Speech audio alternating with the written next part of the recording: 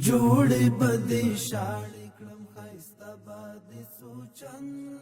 کړم. د ریاست الوزرا اقتصادي مرستیال محترم ملا عبدالغني برادر اخوند په مشرۍ د اقتصادي کمیسیون په ځانګړې غونډه کې چې د 1415 لمریز کال د جوزا میاشتې په 26مه نیټه په مرمرینه ماڼۍ کې جوړه شوې وه، د یو شمېر اقتصادي موضوعاتو په اړه پکې بحث ترسره او لازمې پریکړې وشوې. د غونډې ته د بیکارۍ کچې راکمولو، په وخت او ښه کیفیت د اقتصادي پروژو د تطبیق، د صادراتي او وارداتي توکو لپاره د اسانتیاوو رامنځته کولو، په کور دننه د خامو نفتي موادو د تصفیې، د درملو د مجازو اقلامو د لیست زیاتولو، د صنعتي ساحو د نقشو ژرویزه کولو، د اماراتي ځمکو د اجارې پروسې تنظیم او بهر ته د غوښې د صادراتو زیاتوالی د اقتصادي کمیسیون د اجنډا مهم موضوعات وو.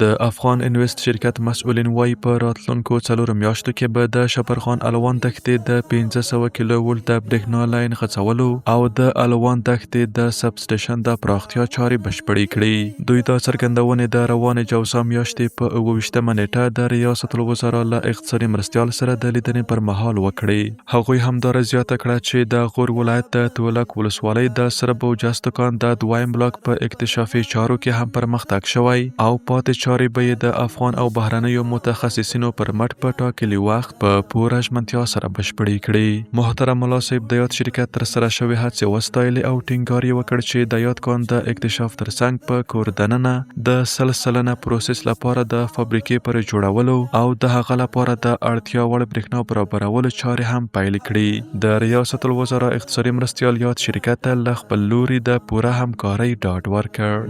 مینا به په زړه کې د نفرت پر غولې وکړم.